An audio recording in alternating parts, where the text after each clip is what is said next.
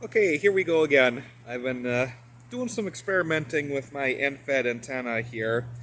I don't know if you can tell or not, but I've got the 9-1 Unon higher up on the tree and actually on the other side of the tree.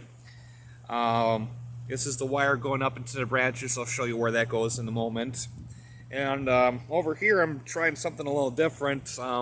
That's the ground lug, and that's a wire going for the I don't know if you would call it counterpoise wires or ground radio wires or whatever, but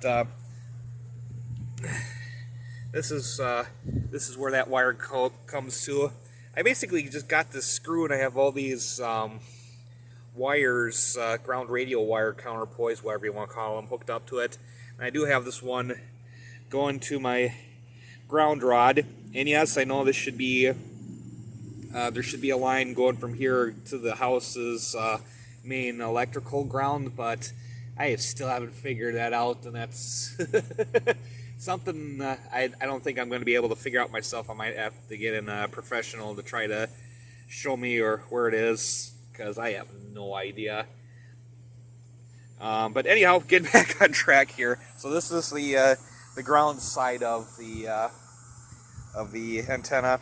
As for the radiating elements, well, most of it's up in the tree branches here, so you're not going to be able to see much until where it comes down over here.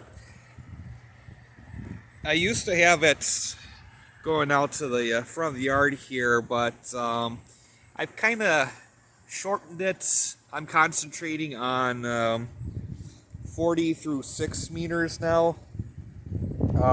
Basically, the reason why I have this slinky here is that allows me to get the SWR lower for 40 meters.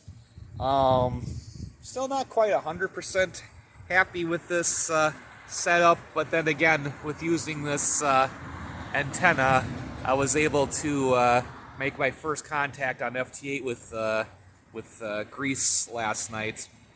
Oh, in case anybody was wondering.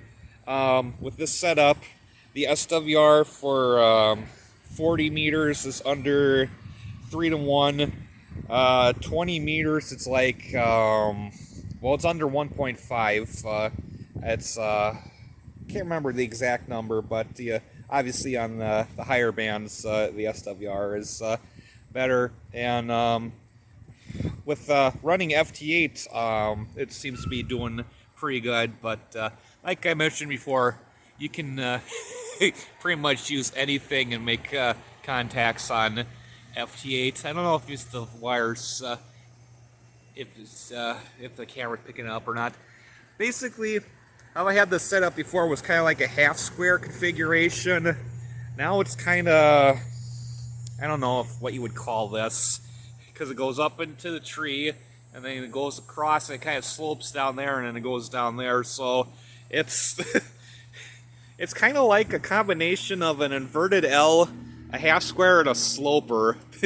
It's a typical Dennis Davison KD9LVR Frankenstein antenna. But I don't know, so far so good. Seems to be working out, but like I said, I'm still not 100% happy with how I've got the antenna where it ends up. I'm still just not 100% happy with that, because obviously with the end of it over here, somebody can grab a hold of it, and they could get a RF burn. But then again, I really don't like to be on the air when someone's outside here, especially my nephew.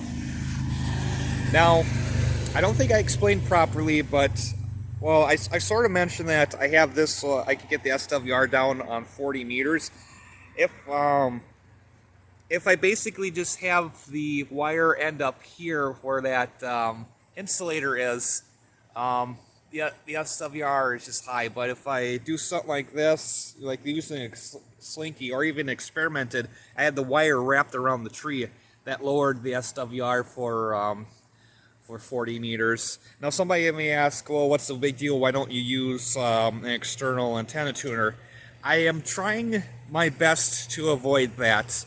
For my antennas here, both the end fed and my 40 meter double bazooka, I want it where basically, if I do have to use the tuner, it's the radial's internal antenna tuner. I'm trying my best to stay away from using an external tuner. I'm trying to get basically the most bang out of my buck. Most bang for my buck. Oh boy. That's why, you know, I've got the good coax here, and the stuff inside the shack I've replaced with better coax, because I know you can get feed line loss. So, like I said, I'm trying to get things a little bit more efficient so I can make more contacts. Well, let me rephrase that. More DX contacts. For within the U.S., I can make contacts with no problem. It's just I'm trying to get more improve my ability to make, you know, DX contacts. Hopefully that makes sense. Anywho, I'm starting to ramble now, so I think I'll end the video. Thank you for watching. 73, and peace and all that good stuff. Hey world, this is Dennis. Just a quick little thought I had. Somebody may ask, okay, why you're messing around with the end fed? Why don't you just put up like maybe I can't think of it, fan dipole for, you know, the bands you want to use?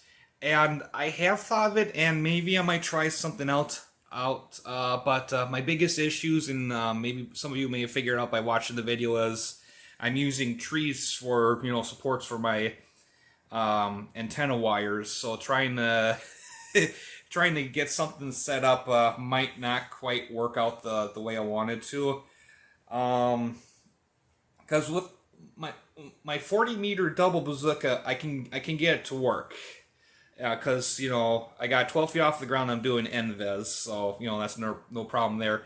It's like, for like 20 meters, having the antennas lower to the ground isn't going to quite work out, because, you know, pretty much, from what I understand, the signal is just going to go up and it's it's gone. It's not gonna go anywhere. So, although with using a slingshot, I am able to get stuff higher up into the trees, but still, I can get the center, you know, point of it up into the air, the center insulator, but trying to get the legs of the dipole, you know, properly through the branches it's probably just going to be a major league headache. But like I said, I am kind of considering it. I would like to make maybe like a fan dipole for 20 and 17 meters, but for now, for multi-van, I'm just, you know, going to stick with the end fed and just, you know, see how things work out. I think I'm the type, I think I'm pretty much just overthinking this, but there's always that, you know, nagging voice in the back of my head saying, you know, this isn't efficient enough, maybe we can do better. That's why I'm always, you know, tinkering around with my end-fed antenna, because, like I said, I'm probably just overthinking this, and I'm just starting to babble on and on, but just wanted to clear something up. But anyhow, thanks for watching, 73, and peace and all that good stuff.